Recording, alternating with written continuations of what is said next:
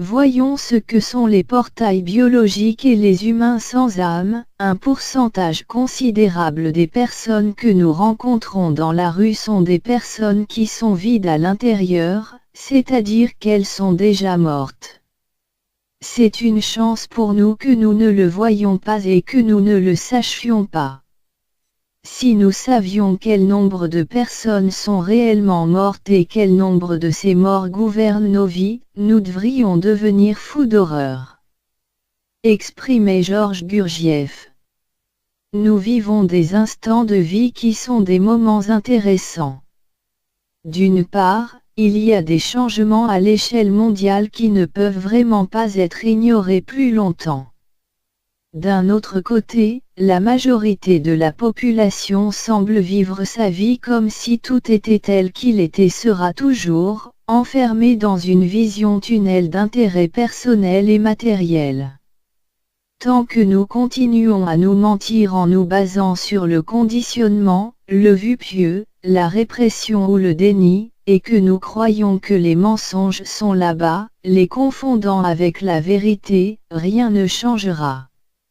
Cela va au-delà d'une attitude positive, où l'espoir peut être simplement un piège et un mensonge pour soi-même. Croire en des mensonges qui sont positifs, en apparence, et peu importe à quel point l'intention ou le bon cœur de la personne que les utilise se trouve, et peu importe dans quelles conditions l'autre personne les reçoit, cela est réellement négatif et bloque la conscience de cette dernière, ainsi que son évolution spirituelle. Être positif peut signifier reconnaître quelque chose de négatif parce que c'est la vérité, le voir pour ce qu'il est. Si vous croyez à un mensonge, même si cela semble positif et vous fait vous sentir bien, vous abandonnez votre libre arbitre, et cela a des implications spirituelles. En ces temps de transition, il devient impératif de chercher la vérité. La vraie connaissance ésotérique n'a pas grand-chose à voir avec la littérature populaire New Age et self-help de nos jours, comme le prouve le mainstream. Ce qui est montré sur les supports de Oprah Winfrey avec Eckhart Tolle, ou dans le livre de Eckhart Tolle, The Secret, etc., ou encore ce qui est sur les listes best-sellers de la littérature spirituelle s'écarte de beaucoup des vraies valeurs ésotériques. Trop de gens parlent trop vite comme s'ils connaissaient déjà tout.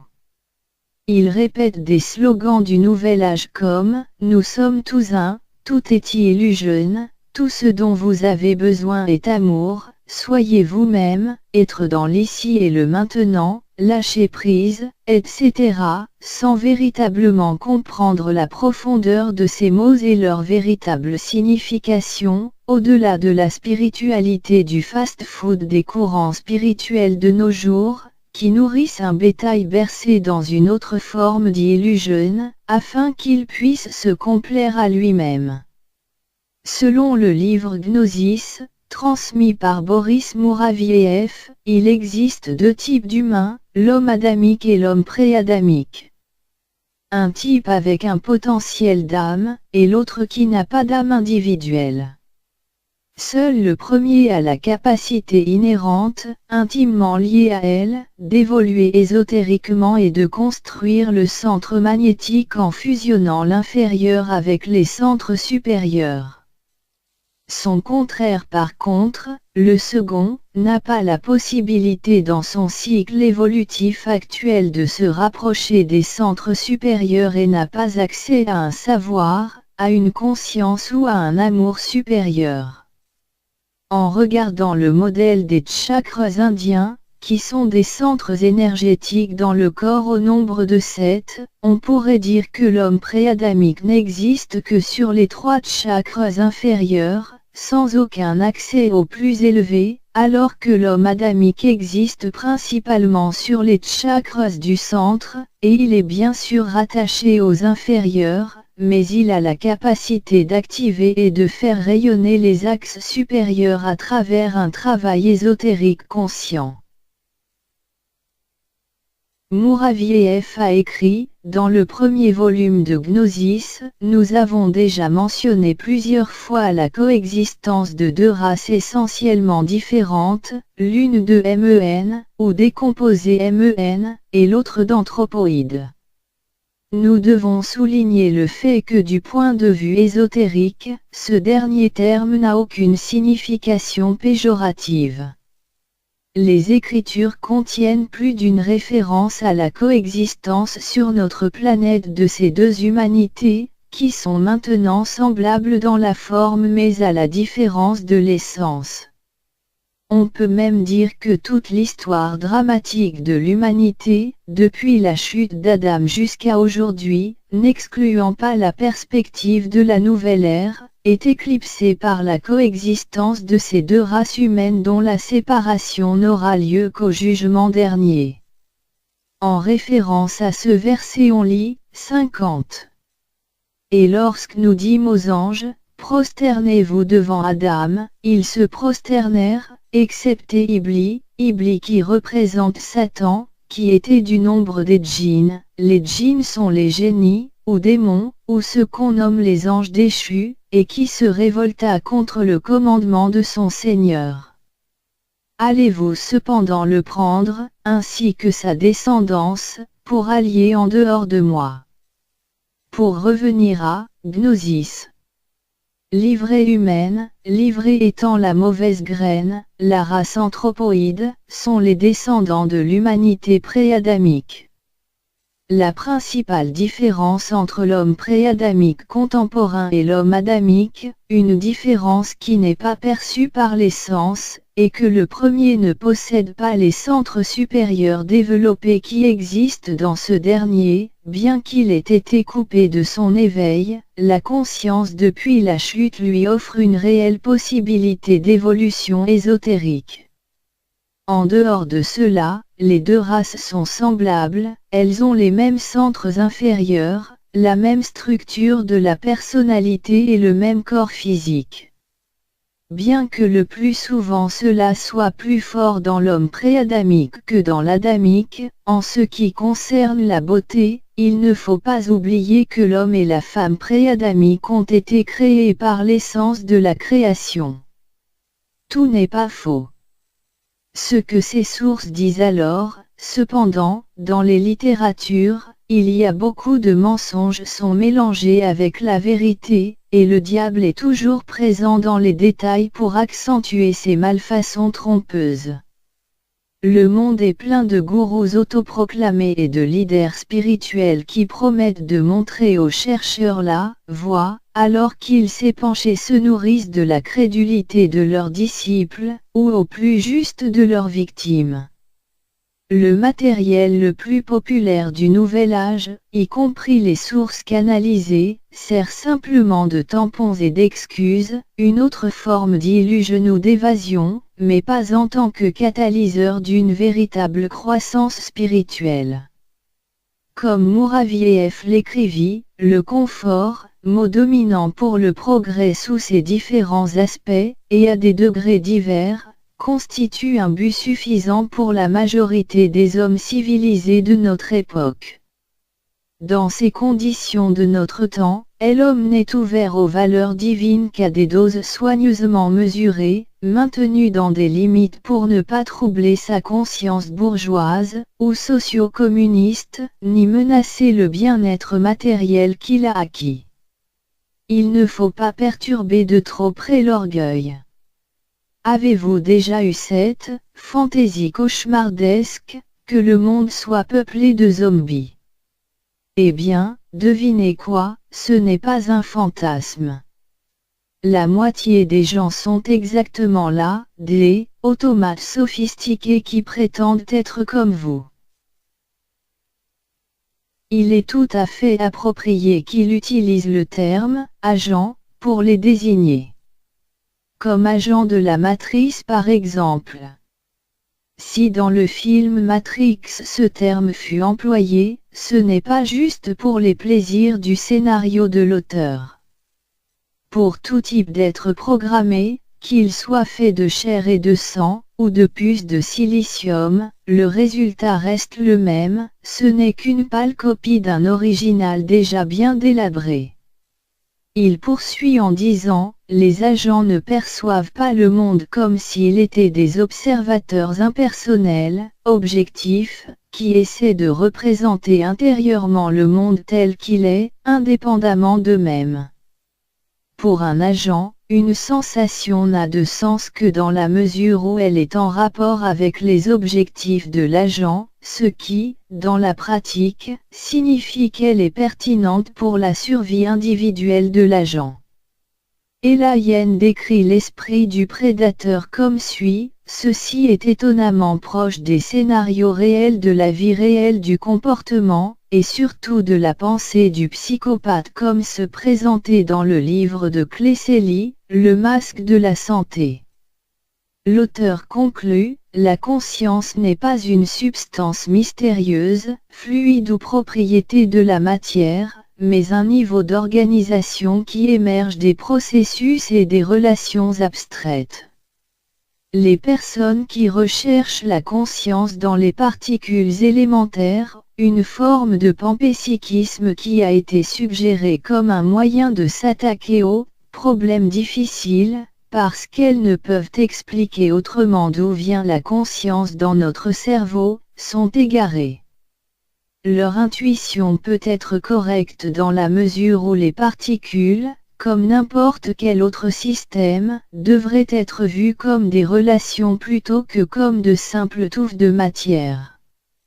Mais attribuer la conscience à ces types de relations extrêmement simples n'est qu'un moyen d'échapper aux problèmes très difficiles, mais résolus, de reconstruire l'organisation cybernétique complexe de l'esprit humain dans tous ses détails et subtilités.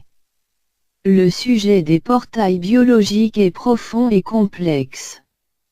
Il ne faut pas arriver à des conclusions hâtives, des hypothèses ou des jugements. Nous sommes tous des portails organiques à un degré ou à un autre. Le prédateur est la matrice agissant à travers nous jusqu'à ce que nous fassions l'effort de nous connaître et de travailler à fondre nos centres supérieurs qui nous connectent consciencieusement à notre moi supérieur.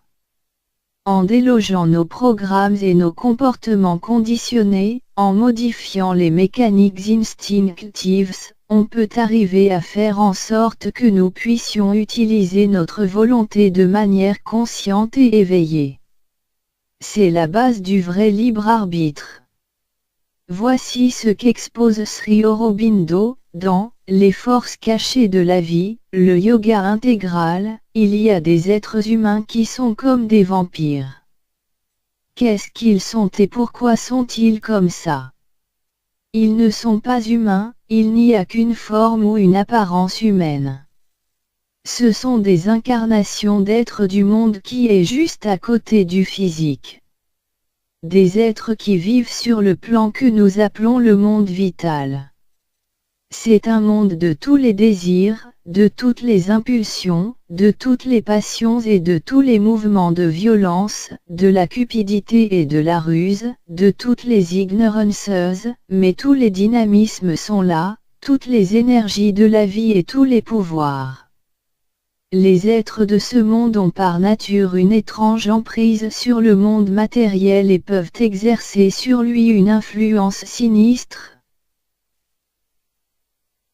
Certains d'entre eux sont formés à partir des restes de l'être humain qui persistent après la mort dans l'atmosphère vitale près du plan terrestre. Ces désirs et ces appétits flottent toujours là, et restent en forme même après la dissolution du corps. Souvent ils sont poussés à continuer de manifester et de se satisfaire, et la naissance de ces créatures du monde vital en est la conséquence. Mais ce sont des êtres mineurs, s'ils peuvent être très gênants, il n'est pas encore impossible de les traiter. Il y en a d'autres, beaucoup plus dangereux, qui n'ont jamais été sous forme humaine, ils ne sont jamais nés dans un corps humain sur Terre, car ils refusent le plus souvent d'accepter ce mode de naissance, car c'est l'esclavage de la matière, et ils préfèrent rester dans leur propre monde, puissant et espiègle, et contrôler les êtres terrestres. Car, s'ils ne veulent pas naître sur Terre, ils veulent être en contact avec la nature physique, mais sans y être liés. Leur méthode est d'essayer d'abord de jeter leur influence sur un homme, alors ils entrent lentement dans son atmosphère et à la fin peuvent obtenir la pleine possession de lui, chassant entièrement la vraie âme humaine et la personnalité qui y résidait.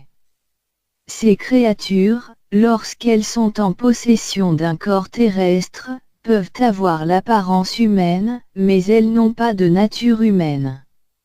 Leur habitude est de puiser dans la force vitale des êtres humains, ils attaquent et capturent le pouvoir vital partout où ils le peuvent et s'en nourrissent.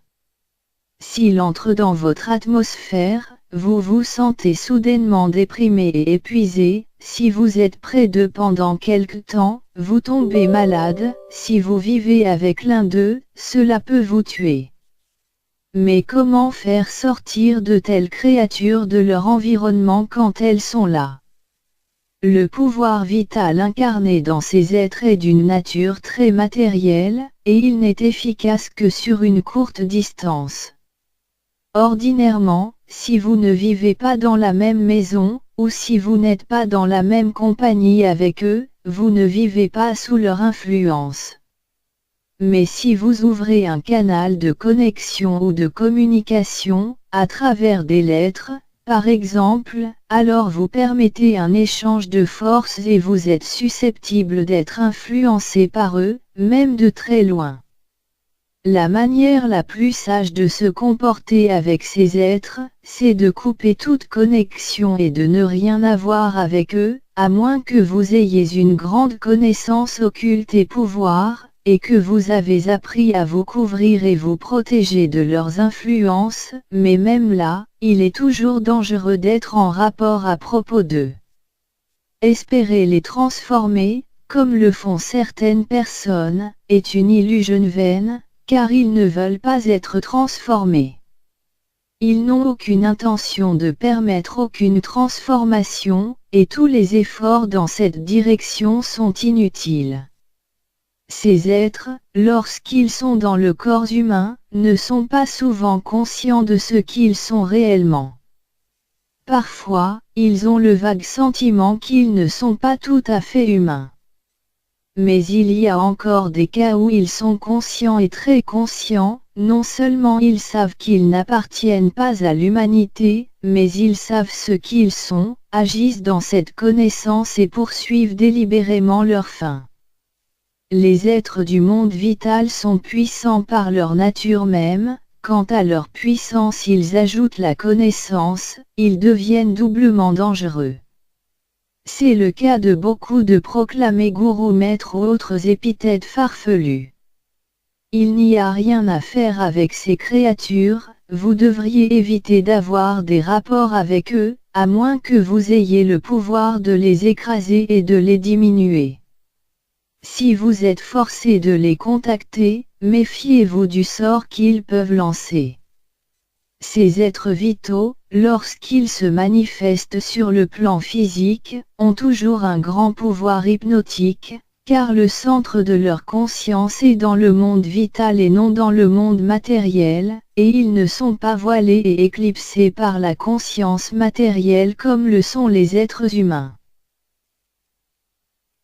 Rudolf Steiner exposait cette chose qui suit en 1923, cette petite fille, LK, en première année, doit avoir vraiment quelque chose de très mauvais à l'intérieur. Nous ne pouvons pas faire grand-chose. De tels cas augmentent dans lesquels les enfants naissent avec une forme humaine, mais ne sont pas vraiment des êtres humains par rapport à leur moi le plus élevé, à la place, ils sont remplis d'êtres qui n'appartiennent pas à la classe humaine. Un grand nombre de personnes sont nées depuis les années 90 sans le moi, c'est-à-dire qu'elles ne sont pas réincarnées, mais sont des formes humaines remplies d'une sorte de démon naturel. Il y a un grand nombre de personnes âgées qui ne sont pas des êtres humains, mais qui sont seulement naturels, ce sont des êtres humains seulement en ce qui concerne leur forme. Nous ne pouvons cependant pas créer une école pour les démons. Un enseignant demanda, comment est-ce possible? Dr Rudolf Steiner, l'erreur cosmique n'est certainement pas impossible. Les relations des individus entrant dans l'existence terrestre ont longtemps été déterminées. Il y a aussi des générations dans lesquelles les individus n'ont aucun désir de venir dans l'existence terrestre et d'être liés à la physicalité, ou de partir immédiatement au tout début. Dans de tels cas, d'autres êtres, qui ne sont pas tout à fait adaptés, interviennent. C'est quelque chose qui est maintenant assez commun, que les êtres humains circulent sans l'âme, ils ne sont en réalité pas des êtres humains, mais ont seulement une forme humaine.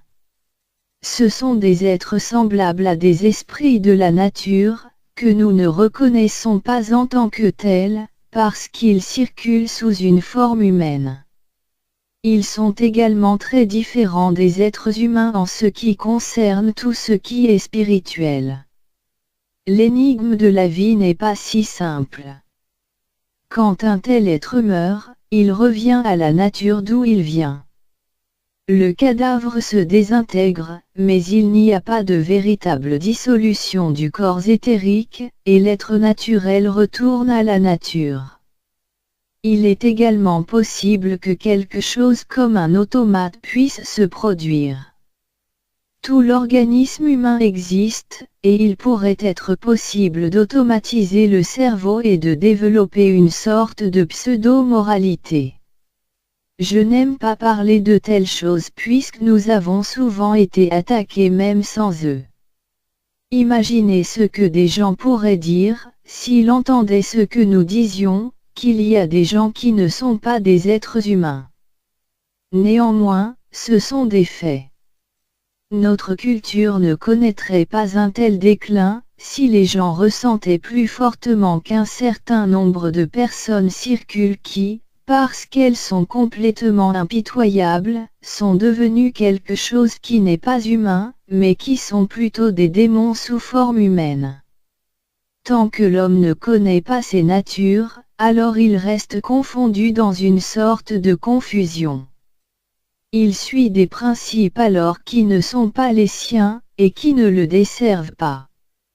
La plupart du temps ce sont ces êtres qui dirigent les grandes infrastructures morales, ou juridiques, ce qui fait que le monde calanche vient en grande partie de cette forme. Si en plus de cela on rajoute le principe que la plupart de ces créatures haïssent la race humaine adamique, alors on comprend tout à fait pourquoi le monde se tourne au plus souvent vers la destruction. Voici ce que nous pouvions rapidement voir sur les portails organiques ou humains sans âme.